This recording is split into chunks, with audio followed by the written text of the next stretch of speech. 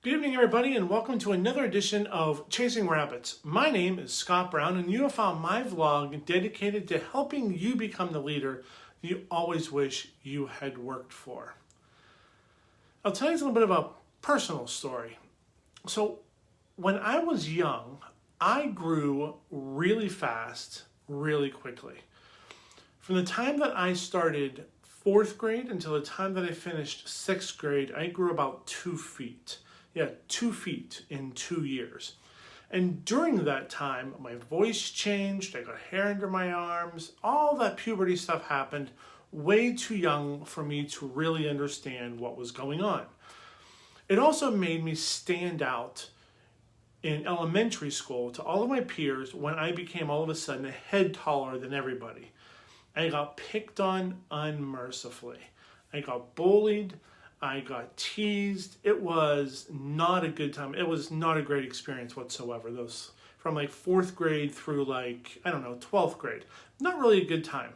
I was always kind of the mock grade. I became incredibly self-conscious. I became remarkably shy. I hated to be the center of any attention. All I wanted to do was blend into the background to figure out how to go through life without causing any waves, to never get noticed. I never wanted to stand out. I never wanted to be uncomfortable. I just always wanted to just exist in the background, because if I could do that, then I wouldn't get picked on and I would be more comfortable. During that time, my mom used to have this saying that I started to take to heart. She said, "Nothing good ever happens when you're uncomfortable." And she lived by that mantra right up until the very end of her life. She lived by the mantra, nothing good ever happens when you are uncomfortable. Well, about a decade ago, I started toying with the concept of speaking. I was doing a ton of training at the company I was working at. After I left and went out on my own, I started doing a lot of public speaking, and I found Toastmasters. And I realized that that was horrible advice. It's not that nothing good ever happens when you're uncomfortable. It's really the only time something good happens. Growth only happens when you're uncomfortable. Leaders, though, create an environment where it is safe to be uncomfortable, where it is safe to risk failure, where it is safe to push yourself past where it's comfortable in order to help you grow. Leaders that are able to create a safety net to help catch you when you fall, to walk beside you in your journey, to give you the strength to push past your comfort zone, those are the leaders that bring out of you the potential that you didn't know you had. I didn't have that sort of an experience when I was younger. So 7th grade or so, 7th, 8th grade, I had to do a book report one day. And I had to stand up in front of the class and give a report about this book that I read. I couldn't do it. I just agreed to take a 0. I got up, stood there, sweat coming down. I couldn't even utter a word. I finally just said, I wrote too much about the book, I'll take a 0. Sat back down, took a 0. And that was kind of my experience with speaking for a long time, that I never wanted to be in front of everybody. Well, I didn't realize until I started this Toastmasters journey that there are a lot of other people out there that are very similar to me, that never wanted to stand out, that always wanted to blend into the crowd, that hate being the center of attention, that hate speaking, that hate trying to find a voice. They don't think they have anything to say. They don't think anybody will listen to them. And if so, they think everyone's going to judge them. I'm here to tell you, speaking and leading are learnable skills. And communication, without a doubt, is the currency of leadership. When you learn to communicate effectively, you can learn to lead effectively. Without communication skills, you'll never learn to lead. But when you have those folks that are scared, creating that safety net helps them take the risk.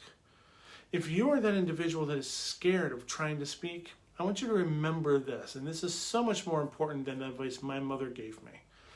Whenever you are speaking, don't think that everyone's looking at you. Look at the crowd and find the person in the crowd that you can help. Put someone into the crowd mentally that you are talking to that you can help. Doesn't matter how big of a crowd you're talking to, a crowd of 5, a crowd of 3. Allow yourself to know that what you are doing is you are giving what you know to others to help them grow. They're as scared as you are. They're as scared as you are to stand up in front. But if you are going to be willing to stand up in front and help someone and help lead a group, to help lead individuals, to espouse what you know to others, know that as long as you're helping somebody, that's all that matters. You're never going to reach everybody. You're never going to be 100% loved. You're also not going to be 100% loathed. Everyone listens to you through their own experiences.